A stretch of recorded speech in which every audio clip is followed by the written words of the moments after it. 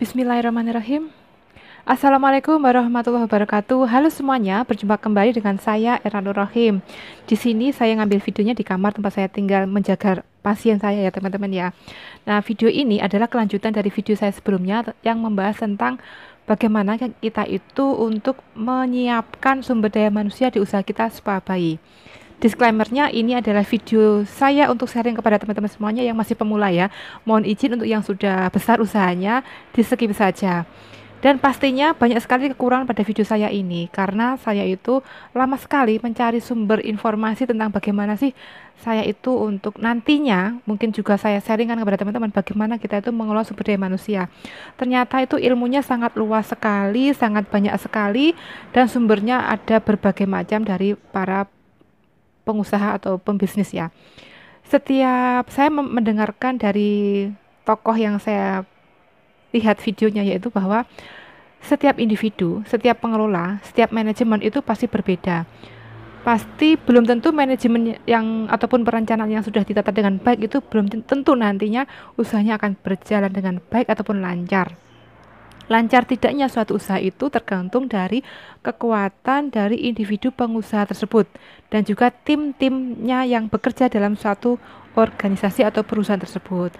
Jadi tidak ada atau suatu perusahaan itu ataupun suatu usaha itu tidak ada yang berjalan dengan mulus ya. Semuanya itu perlu proses dan pasti akan banyak permasalahan yang dihadapi. Nah, bagaimana seorang pemimpin dan juga karyawan yang berada pada suatu wadah organisasi ini bisa memecahkan masalah secara bersama-sama.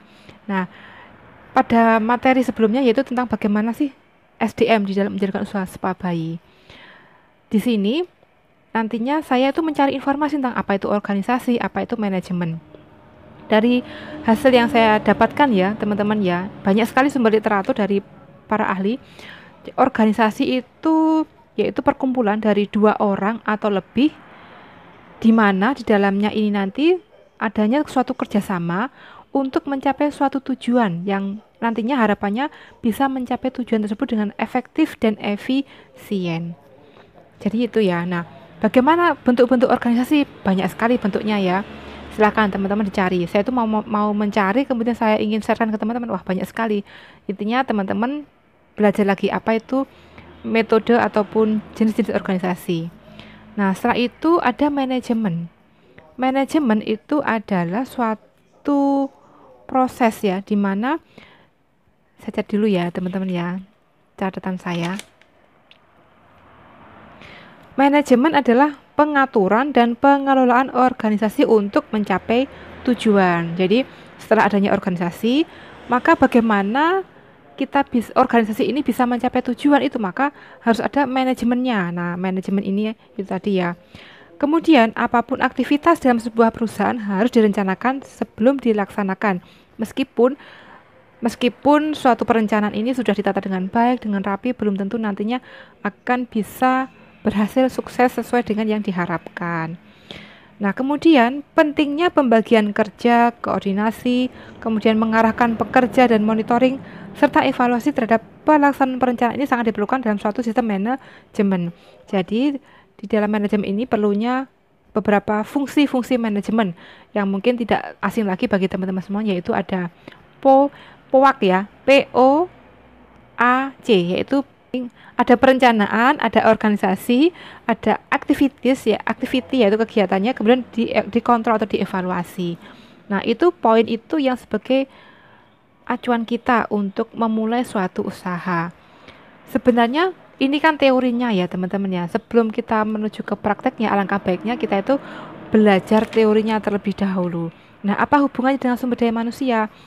Di dalam menjalankan suatu usaha itu banyak sekali sumber daya yang dibutuhkan. Jadi sumber daya itu bisa manusia, bisa alatnya, bisa bahan baku. Nah, di sini saya itu mencari literatur tentang sumber daya manusianya. Nah, di dalam menjalankan usaha itu kan kalau nggak ada sumber daya manusia kan nggak mungkin ya teman-teman ya. Yang paling penting mana? SDM-nya ataukah uangnya, ataukah prosesnya, ataukah perencanaannya? Nah, saya kira semuanya berkaitan ya. Kalau SDM-nya ada, SDM-nya ahli tetapi tidak memiliki perencanaan, tidak memiliki dana, tidak memiliki bahan baku ataupun skill keterampilan itu juga sama saja. Jadi ini saya mencari sumber informasi tentang SDM. Karena kebetulan pertanyaan dari teman saya ini untuk masa SDM-nya, beliaunya ini pasiennya sudah banyak, akhirnya kewalahan. Nah, saya membayangkan juga ya, saya membayangkan diri saya sendiri kalau nantinya misalnya ya, ini masih membayangkan diri saya sendiri. Misalnya, saya sedang melakukan spa bayi pada satu bayi. Nah, ternyata ada klien yang WA saya, Bu, saya ingin reservasi di jam ini.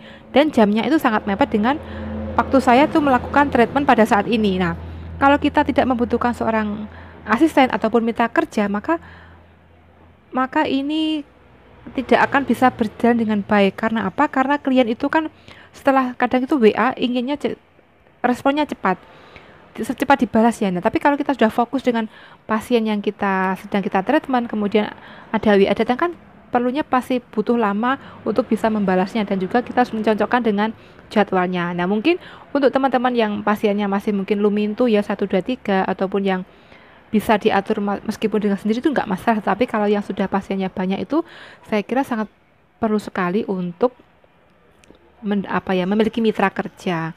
Nah, kemudian masih bingung juga teman saya tentang bagaimana untuk rekrutmennya, trainingnya dan segala macamnya. Nah, itu saya belum mencari materinya sampai di situ ya, teman-teman ya. Nah, kenapa sih ini SDM itu bagaimana kita mengelola SDM ya, bahwa SDM atau bagaimana kita memanajemen sumber daya manusia. Pastinya sebelum kita itu mencari atau merekrut itu kita harus mendeskripsikan ya atau kita buat list dulu.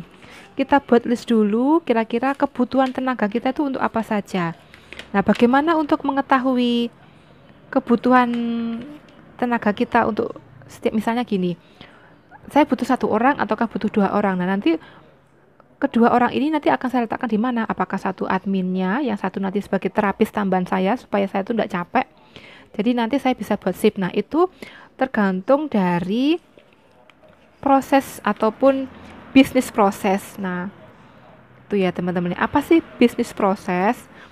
Nah, ini saya mencorot ya teman-teman ya. Bisnis proses adalah inti dari seluruh aktivitas pada suatu perusahaan ataupun organisasi untuk mencapai tujuan perusahaan yang efektif dan efisien dengan memberdayakan seluruh sumber daya yang ada di suatu perusahaan.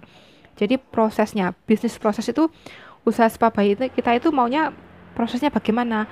Pasien datang, apakah langsung datang ataukah reservasi terlebih dahulu? Nah, sebenarnya ini sudah disiapkan oleh pemerintah ya, teman-teman ya. Sudah dibuatkan alur pelayanan kesehatan spa. Ini di Permenkes nomor 8 tahun 2014. Nah, kalau menurut saya pribadi inilah disebut dengan bisnis proses yang sangat sederhana, simpel. Tetapi kita nanti bisa mengembangkan lagi, bisa menambah cabang-cabangnya lagi. Kalau di sini dijelaskan klien datang, kemudian ada penerimaan tamu atau penerimaan klien, kemudian pengisian kuesioner kesehatan klien dan penilaian klien. Di sini sebagai penapisan ya, apakah klien kita nanti bisa untuk dipijat apa enggak, boleh berenang atau tidak gitu. Kemudian jika penapisannya semuanya ternyata normal, bayinya ataupun ibunya, maka kita kasih perawatan sesuai dengan permintaan dari ibu, bayi ataupun balita. Kemudian setelah tindakan spa, kita lakukan saran dan terapi lanjutan setelah nanti di rumah. Selanjutnya klien pulang. Nah, ini adalah bisnis proses yang sederhana. Untuk selanjutnya misalnya, oh saya mau memberikan souvenir misalnya. Oh saya mau menambahkan untuk foto bayi. Nah, tetapi jangan lupa, oh saya mau menambahkan untuk pengisian inform consent terlebih dahulu karena semua tindakan di tempat yang kami harus ada inform consentnya, baik itu untuk tindakan treatmentnya apa saja yang akan digunakan, atau mungkin kan kita biasa ya upload foto bayi itu di media sosial kita, ataupun kadang itu kita minta bagaimana sih testimoni dari pelayanan kita. Nah, itu kan kita minta inform consent terlebih dahulu karena apa? Karena kan akan kita upload di media sosial. Nah, itu kita tambahkan di sini di bisnis proses ini. Nah, nanti tugasnya siapa? Nah, itu perlu sekali untuk kita siapkan organisasi ya.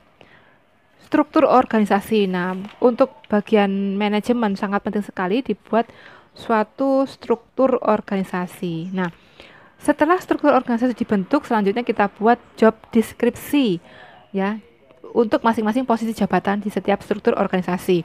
Nah, untuk membuat struktur organisasi itu saya melihat di Permenkes nomor 14 tahun 2021 untuk yang usahanya berbentuk geria sehat itu, kalau geria sehat minimal ada 3. Kalau yang di aktivitas pelayanan kesehatan tradisional itu minimal 2, yaitu ada penanggung jawab dan juga terapis.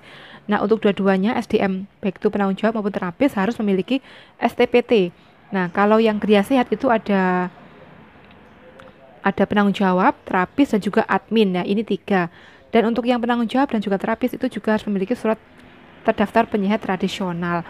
Nah, dari situ jelas ya. Kemudian tugasnya apa? Teman-teman silahkan dibuat sendiri job deskripsinya. Sebenarnya mungkin antara waktu pelaksanaan mungkin bisa ya teman-teman ya. Tetapi untuk dokumentasi ini sangat penting sekali. Karena apa? Karena suatu ketika nanti kita itu akan disurvei oleh pihak mungkin dinas kesehatan ataupun puskesmas ini, dokumen-dokumen ini sangat penting sekali. Misalnya, oh mana struktur organisasinya, oh sudah dipajang Pak. Nah tapi kemudian mana job deskripsinya, tugasnya apa saja. Nah itu kita harus buat meskipun kita bekerjanya secara kekeluargaan mungkin, atau udah kita hanya berupa omongan ya atau diskusi. Kamu tugasnya ini, saya tugasnya ini, kita kerja sama-sama ya untuk membangun usaha ini. Tetapi meskipun sistemnya itu apa ya bersama-sama, itu alangkah sebaiknya itu kita buat dokumennya karena ini sangat penting sekali. Nah, seperti itu ya, teman-teman ya. Jadi tugas kita membuat struktur organisasi, kita buat job deskripsinya. Nah, setelah kita kemudian kita untuk dan kita juga harus memiliki spesifikasi jabatan. Artinya, misalnya penanggung jawab itu spesifikasinya apa saja, terapisnya apa saja, adminnya apa saja. Jadi untuk bunda semua, teman-teman semuanya, untuk masing-masing tugas, misalnya oh admin apakah harus bidan, apakah apa pertimbangannya, ataukah hanya lulusan SMA yang penting bisa komputer, aktif di media sosial, bisa membuat video. Nah itu semuanya tergantung dari bunda-bunda semuanya sebagai pemilik usahanya. Dibuat itu meskipun kita hanya dalam pikiran saja, tetapi alangkah baiknya itu kita buat dalam bentuk kertas ya teman-teman ya, coretan, diketik yang rapi, atau juga bisa kita tuangkan dalam bentuk SOP, yaitu SOP bagaimana kita job deskripsi dari penanggung jawab apa, terapis apa, adminnya itu apa saja. Kemudian nah untuk rekrutmen itu juga harus kita buat perencanaan ya. Misalnya kita butuh untuk terapis, kita butuh admin. Nah, untuk kualifikasinya, ciri-cirinya seperti apa? Apakah pendidikan minimal D3, kemudian ijazahnya apa, keterampilan apa yang dimiliki, mungkin harus bisa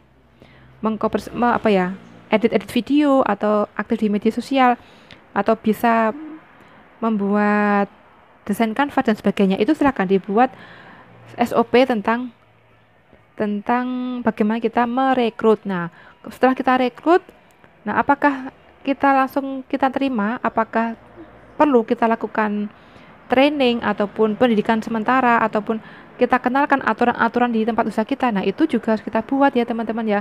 Di saat kita itu mau memberikan pelatihan pada karyawan baru ataupun mitra kita yang baru, maka kita harus punya terlebih dahulu etika yang harus kita terapkan di tempat kita itu bagaimana, kemudian etika ya, kemudian tata tertibnya bagaimana, jam kerjanya bagaimana, dan juga yang utama itu skill dan kompetensi. Meskipun mitra kerja kita ini sudah memiliki keterampilan mungkin ikut pelatihan spa bayi sudah ya, tetapi kita perlu penyeragaman tindakan yang kita berikan kepada klien.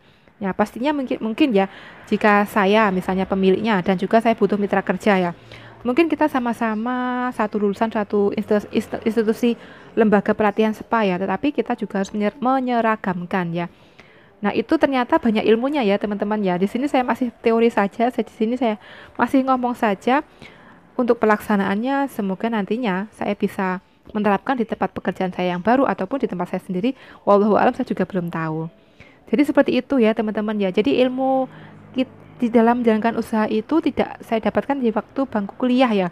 Dan ini harus murni saya mencari sendiri. Nah, untuk supaya nggak lupa, saya tuangkan di video ini dan supaya bermanfaat, saya sharekan ke teman-teman. Semoga nanti bisa sedikit menambah masukan wawasan ya. Tetapi jika video saya ini, wah kok gitu ya, gak teori ya, mohon maaf, skip aja karena ini video sederhana ini adalah media saya untuk belajar, media saya untuk bisa berbicara seputar ya mungkin tentang usaha mom and baby spa.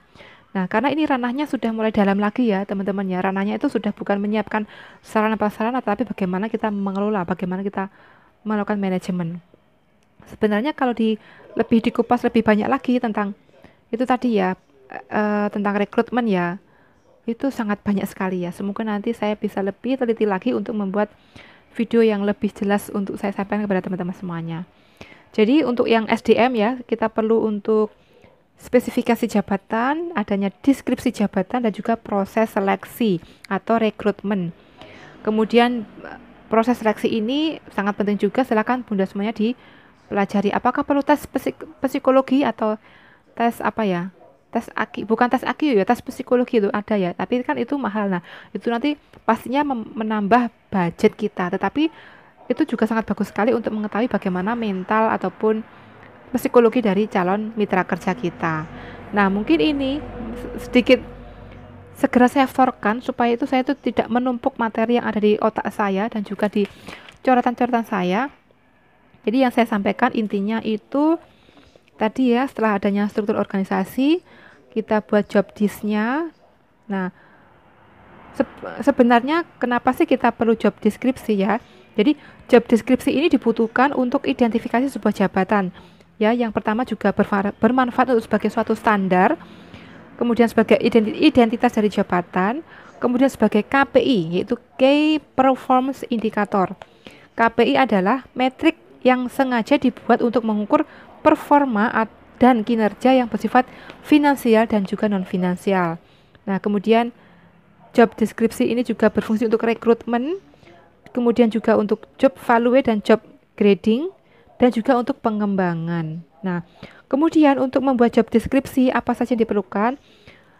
Untuk job design atau rancangan pekerjaan, maka input yang dibutuhkan untuk job design adalah adanya struktur organisasi, adanya bisnis proses, dan juga KPI yang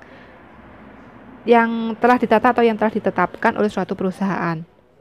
Nah, ini sebenarnya inti dari yang ingin saya sampaikan ya. Selamat belajar kembali ya teman-teman ya. Semoga kalau bingung silakan mencari sumber-sumber literatur di Google, di YouTube itu sangat banyak sekali. Silakan setelah belajar diterapkan, dibuat suatu dokumen, kemudian diaplikasikan di tempat usahanya teman-teman semuanya. Baiklah, demikian video sederhana saya. Untuk teman-teman yang sudah besar usahanya di skip saja. Di sini adalah media saya untuk belajar. Sekian, terima kasih untuk semuanya. Dan terima kasih untuk teman-teman yang mensupport dan teman-teman yang telah menekan tombol subscribe-nya.